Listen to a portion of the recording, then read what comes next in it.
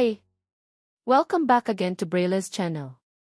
Nagbabalik po tayong muli para sa ating everyday na pagbabahagi ng ating payout schedule release ng ating national at local social pension. Kung isa ka pa rin sa naghihintay ng iyong payout ay baka isa na po ang inyong lugar sa ating mababanggit. Kung saan at kailan ayan po ang ating ibabahagi ngayon.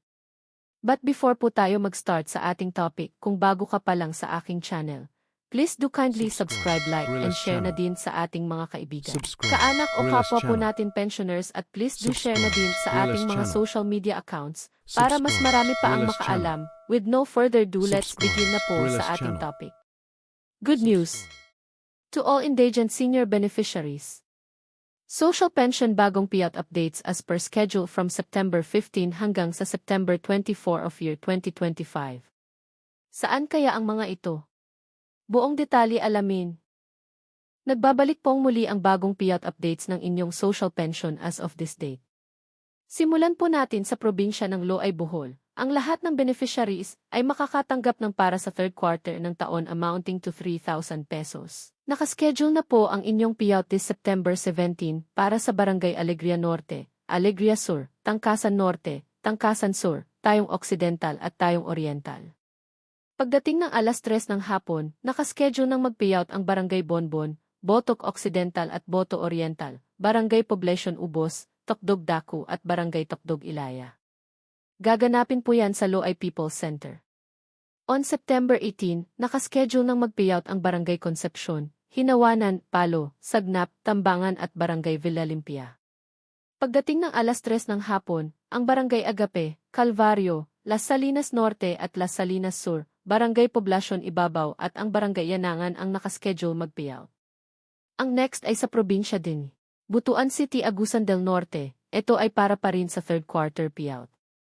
Nakaschedule na po ang inyong payout this September 17, kabilang dito ang Barangay Maug, Banza, Mahogany Host, Baan Riverside, Buhangin Host, Pangabugan, Maon Host Barangay, Raha Soliman, Agaw, Golden Ribbon Host, Danquias, Tungal Host, MJ Santos, San Mateo Host at ang Barangay Manila de Bugabus Host. Kasama rin ang Barangay Dulag, Amparo, Bitos at Barangay San Vicente.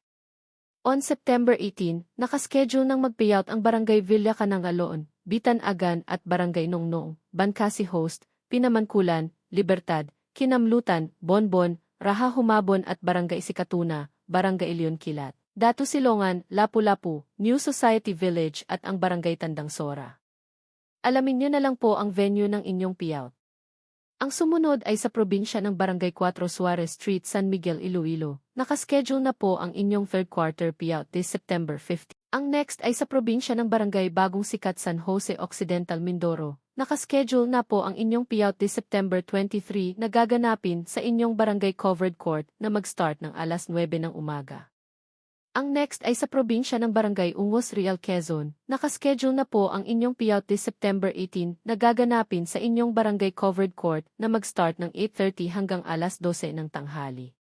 Ang sumunod ay sa probinsya ng Barangay Mayamot, Antipolo City. Nakaschedule na po ang inyong third quarter payout this September 17 na gaganapin sa third floor SM Center, Antipolo Downtown na mag-start ng 8 ng umaga.